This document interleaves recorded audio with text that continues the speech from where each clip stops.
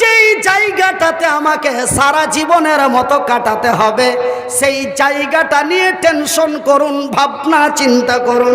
সেই জায়গাটার নাম কি রে? সেই জায়গাটির নাম হলো জাহান্নাম, সেই জায়গাটির নাম হলো জান্নাত। ওই জায়গা দুটো নিয়ে টেনশন করুন। কেন? এটা তো কয়দিনের মতো আছি, কয়েকদিনের মতো আছি। আমি কয়েকদিনও বলতে পারবো না, কয়েকদিন বলতে গেলেও ভুল দেখাবে। কেন? আমি মনিরুদ্দিন আল্লাহ বলে হাত দুটো উঁচু করেছি, হাত দুটি আমার নেমে যাবে এমনটাই তার গ্যারান্টি নাই। মৃত্যু আপনার কাছে এতই নিকটবর্তী। আল্লাহু আকবার ক সেকেন্ডের দরকার? 5 থেকে 7 সেকেন্ড। আল্লাহু আকবার। আর ওই যদি মহাব্বত দিয়ে বলি আল্লাহু আকবার, এই সময় তোর আছে কিনা তার গ্যারান্টি নাই। আল্লাহ যা, চলে যা। কোথায়? ওখানে যেখানে তোকে সারা জীবন থাকতে হবে, যেখানে তোকে লাইফ টাইম থাকতে হবে, যেখানে তোর কোনো শত্রু থাকবে না, যেখানে তোকে গুলি করার ভয় থাকবে না, যেখানে তোকে মেরে দেওয়ার ভয় থাকবে না, এমনকি তুই মরতে চাইলো তোকে মারবে না, সেই জায়গার টেনশন করুন। আমি আপনাদেরই ভাই, আপনারা আমারই ভাই। আর মার রাসূল বলেছেন কুল্লু মুসলিমুন ইখওয়ান, এক মুসলমান অন্য এক মুসলমানের ভাই। শুধু আমার রাসূল এই সম্পর্কের কথা এবং এই কথা বলেন নাই, বিশ্বাস করুন আর নাই করুন, আমার আল্লাহর পবিত্র কোরআনটি খুলে দেখুন। মহান আল্লাহ তার ভাষা দিয়ে বলেন বিসমিল্লাহির রহমানির রহিম। তিনি ডেকে বলছেন।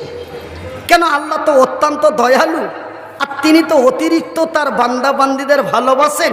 এই জন্য তিনি সুন্দর করে ডেকে কুলের কথা খুলে বলে দিচ্ছেন। কি? ইয়া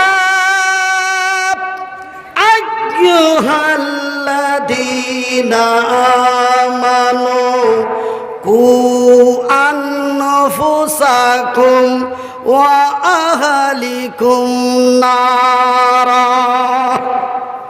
আমার আল্লাহ তার নিজের ভাষা দিয়ে বলেন, এই মানওয়ালো, এই মানওয়ালো রে বিশ্বাসী গণেরা, যারা আমাকে এক আল্লাহ বলে বিশ্বাস করেছো, যারা আমার নবীকে নবী বলে স্বীকার করেছো, যারা আমার সৃষ্টি জগৎকে বিশ্বাস করেছো, যারা আমার সার্বভৌমত্বকে বিশ্বাস করেছো, রে বিশ্বের বিশ্বাসী গণেরা, তুমি বাঁচো, তোমরা বাঁচো এবং তোমার আহাল পরিবারদের বাঁচাও। কোনটা কোথা থেকে বাঁচাও? লকডাউনে 9 মাস থেকে খেতে পাইনি, না খেয়ে মরে যাচ্ছে, তাকে খাবার দিয়ে বাঁচাও, এই নাকি? না না না না না। কারেন্টে শর্ট খেয়ে গেছে, তাকে বাঁচাও নাকি? না না না না। কেউ ধরে ঘেরে মারছে, ওখান থেকে বাঁচাও নাকি? না না না না। তবে বাঁচাও কোন জায়গা থেকে বাঁচাও? নারা, ওই কঠিনময় জাহান্নামের আগুন থেকে। যেই জাহান্নামের আগুন এমন খতরনাকময় জাহান্নাম। ভাইজান বিশ্বাস করুন, আমি মনিরুদ্দিন কসম আল্লাহর করে বলছি, জাহান্নাম কোনো গাধার জন্য বানায় নাই, জাহান্নাম কোনো ভেড়ার জন্য বানায় নাই, জাহান্নাম কোনো উট ছাগল মুরগির জন্য বানায় নাই। জাহান্নাম বানিয়েছে এই বিশ্বের তরুণ এবং তরুণীদের জন্য, যারা ভুট্টার বইয়া ধরা খায়, তাদের জন্যই বানিয়েছে জাহান্নাম। কোনো মুরগা মুরগি এটা ওটা গরু ছাগল ভেড়ার জন্য বানায় নাই। বানিয়েছে এই জাহান্নাম বানিয়েছে এই পৃথিবীর মানুষের জন্য, জান্নাত বানিয়েছে এই পৃথিবীর মানুষের জন্য। জান্নাতেও কোনো গাধা ঘোড়া কুত্তা বিড়াল যাবে না, জাহান্নামেও কোনো গাধা কুত্তা বিড়াল যাবে না। জান্নাতে যাবে এই তরুণ তরুণীরা, জাহান্নামে যাবে এই তরুণ তরুণীরা। তবে আমি আপনাদের ওই টেনশন করতে বলেছি যে সেই জাহান্নাম এমন এক খাতারনাকময় জায়গা, আল্লাহর কসম করে বলছি ভাই, বিশ্বাস যদি না করুন, আমাদের হরিশ্চন্দ্রপুর থানায় আমার চাইতে উঁচা উঁচা মোটা মোটা চওড়া চওড়া লম্বা লম্বা মাওলানা বা মুলবি আছে, তাদেরকে জিজ্ঞাসা করবেন জাহান্নাম এমন খাতারনাকময় জায়গা। ভাইজান, ওই জাহান্নামীদের এমন শাস্তি দেওয়া হবে, আমার ক্ষুদ্র শিক্ষা অনুযায়ী আল্লাহর কোরআন এবং রাসূলের হাদিস যতটুকুন ক্ষুদ্র জ্ঞানে পড়ে দেখেছি, জাহান্নামে এমন এক কঠিন কঠিন শাস্তি দেওয়া হবে। তবে বিশেষ করে আজকে যারা জালসার মাহফিল ছেড়ে দিয়ে রাস্তায় যুবতী যুবতী আমার মেয়ের মতো, যুবতী যুবতী আমার বোনের মতো, যুবতী যুবতী আমার ভাবির মতো, তারা জালসার মেন জায়গায় না থেকে তারা রাস্তায় শুধু এমনি করে চলে।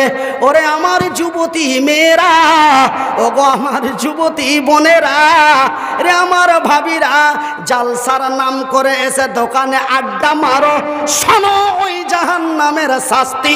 যারা রাস্তায় আড্ডা মেরে বেড়ায়, যারা রাস্তায় বেহায়া বেপরদা হয়ে চলে, যারা অঙ্গ প্রত্যঙ্গের হেফাজত করে না, কেন আমার আল্লাহ তো বলেছেন আল্লাযীনাহুম লিফুরুজিহিম হাফিজুন।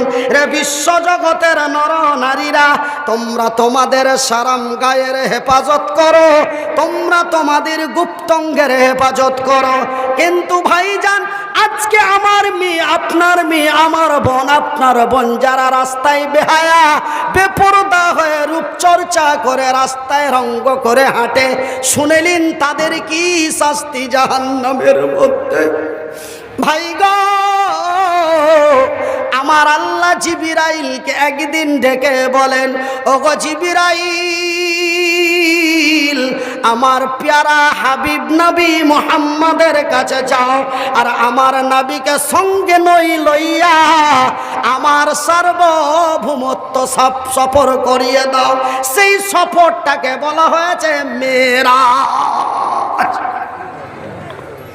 সেই সফরটাকে কি বলা হয়েছে? কি বলা হয়েছে?